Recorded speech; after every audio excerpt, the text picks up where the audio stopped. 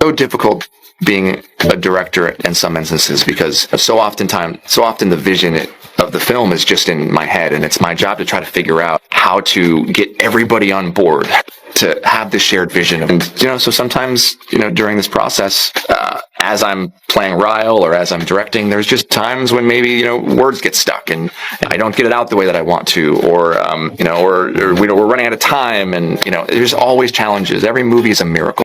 Hi, besties! Okay, there was a bunch of documents unsealed in this case last night by the court, and Michael Gottlieb, who is the attorney for Blake Lively, dumped all of these onto the court docket. I have had a chance to look through some of these, and I want to talk with you about what was going on behind the scenes, not only on the set of the film, but also during the promotion of the film and leading up to the promotion of the film. One thing that so many of you have asked me throughout this time is, what is actually defamatory about people pointing out that the marketing in this film was inappropriate? What is so defamatory about the fans organically calling out Blake about how she chose to market this film? None of that was actually a part of Melissa Nathan's strategy about how to get past the crisis of Blake dumping stories into the media about her complaints about Justin Baldoni. Now, if you recall, she had them sign this document in November of 2023, which outlined her protections to return to work. And in that, she was able to gain a ton of control on this film, so much so that even Mr. Baldoni recognized this in January. In January of 24, before they went back to filming, before they ever, had the meeting at the penthouse where apparently Mr. Reynolds screamed and yelled at Mr. Baldoni, Justin was telling his friends that he was going to have to try to find a way to navigate the situation. When Blake had used this document in order to get more control. In fact, on the 2nd of January, Justin sent this text to his friends. I haven't seen Blake in person since this safety letter accusation, feeling all sorts of things. She used the claim letter to gain power over the whole production, trying to find my balance, captaining a ship and leading it while it's being held hostage, how to give her most of what she wants while maintaining some of my own vision. And starting Friday, acting and working with this person who can and will use anything she can against me. It's all scary, yet I know I have protection. Starting this thread again, I will need emotional and spiritual support. And then someone responded that they were at the temple and they would pray for him. And then he got a bunch of messages from his friends, from his friend Adam, who was in the film, and from Rainn Wilson. Basically, everyone just sending him all kinds of love.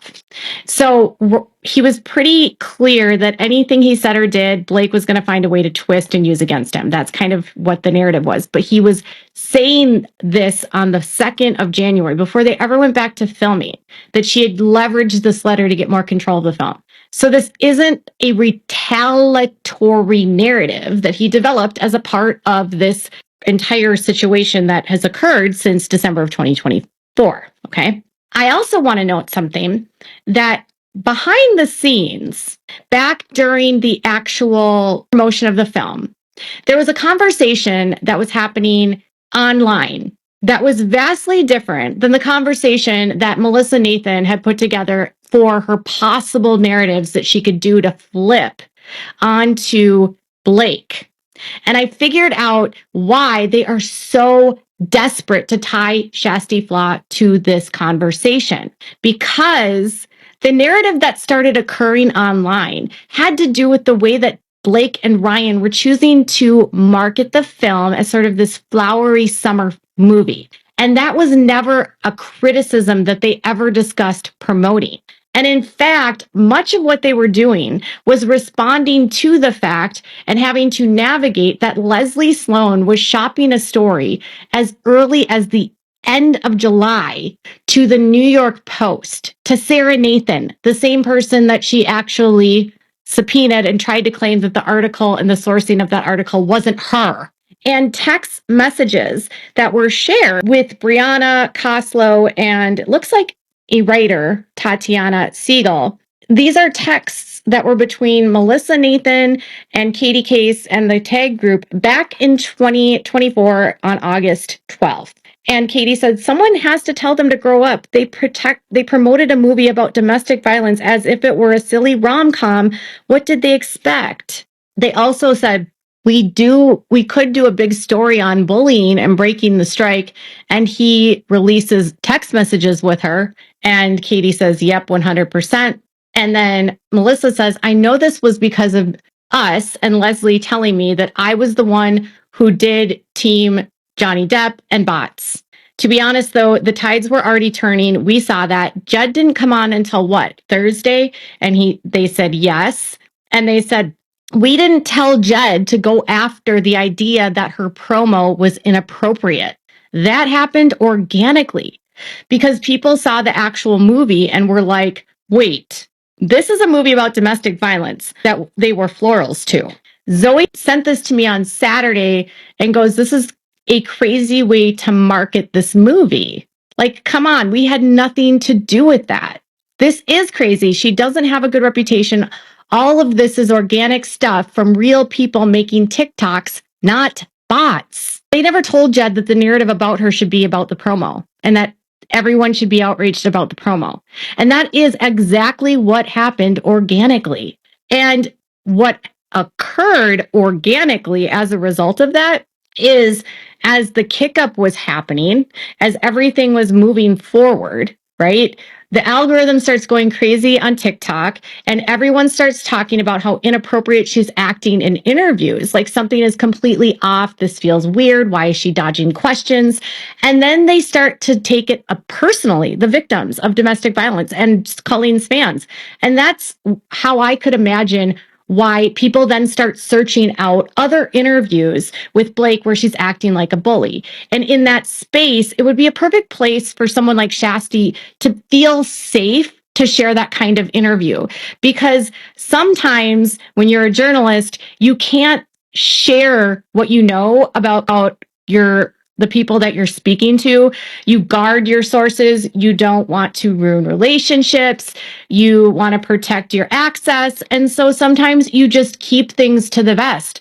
But obviously this was something that really was bothering Shasti. And so she had that space to release it. That happened organically. And then once she released that, Blake has this interview where she completely dismisses a question about how to speak to people that would want to talk to her about domestic violence, which felt dismissive. It felt like she didn't care. She wasn't seeing people. So it created like she lit the fuse with the way she chose to market it. She lit the fuse by her dismissive reactions to people that were victims. And then in comes the internet and they do their thing. And that's just how the algorithm works and how the algorithm rewards this kind of content. And then they also said they wanted them to put out a statement. So they say they want him to put out an effing statement. Do they know about what yet, though? Like what specifically he's fighting for? No idea still. Does the Justin team want us to try and fight these fighting on the set headlines? They're so cautious, but they speak to baloney, and I can't get a read. So they weren't even the ones that were putting out the stories about fights on the set. That was all Blake. Something else that becomes entirely clear in these communications is that after they demanded that Wayfair put out a statement and then they finally get them to like cool down and not put out the statement, then suddenly Ryan Reynolds, yes, Ryan Reynolds, starts to leak stories to the Daily Mail. And these stories that he's leaking to the Daily Mail are all about how crappy the film was, how he needed to come in to save it because the script was a complete disaster. Can you imagine? Remember how I had that letter that Ryan had sent to the police in Vancouver about how he needed to save pedestrians, he needs to save random people on the street, he needs to come in and save everyone from everything. Then Ryan, using his savior complex, now has to come in and save a movie. But this at the same time, he's telling the public that had he not changed and rewritten parts of the script, the film would have bombed and would have been terrible. So he had to step in and save it for his wife. He had to step in and let his wife's career flourish. Like his wife needed to be saved in order to achieve her goals. And Justin was super concerned about this. And in Blake's text messages that she shared in her amended complaint, she shared one part of a conversation where he says, my partners asked about flipping the narrative from this leak this AM about Ryan saying the script was a disaster and he saved the movie. Okay, but it's a whole conversation that she left information out of. And Melissa says, so actually it's working on our favor. Ryan looks the worst and continues to play into the narrative of them being awful. It's playing good for us, bad for them. And then Justin says to something about Ryan claiming that the female hired was a feminist writer, didn't know how to tackle a female film using their own words against them. This is an easy flip. And then Melissa says, but Tatiana Siegel from Variety wants to do a follow-up with us for a story similar.